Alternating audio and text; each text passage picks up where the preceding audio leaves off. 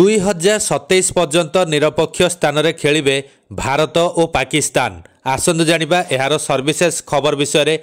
पाकिस्तान रे आसंता फेब्रुआरी मासरे हेबाकु थिबा champions trophy को नहीं लागी रहिथिबा अचलावस्था शेष रे दूर होईछि।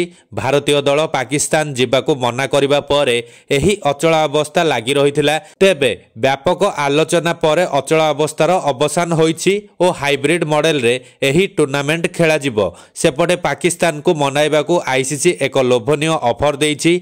एही ऑफर अनुଯାयी 2027 पर्यंत भारत और पाकिस्तान मध्य खेला जिबाकु थिबा सबु आईसीसी टूर्नामेंट रो मैच निरपेक्ष स्थान रे सीरीज खेला जिवो।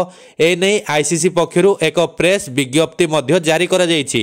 आईसीसी रो एही निष्पत्ति परे एबे किछि दिन मध्य रे चैंपियंस ट्रॉफी रो कार्यसूची प्रकाश पाई पारे। आईसीसी पक्षरु जारी प्रेस विज्ञप्ति अनुଯାयी 2024 रु 2027 मध्य रे आईसीसी टूर्नामेंट रो मैच गुड़िक भारत और पाकिस्तान निरपेक्ष भेन्यू रे खेलिबे।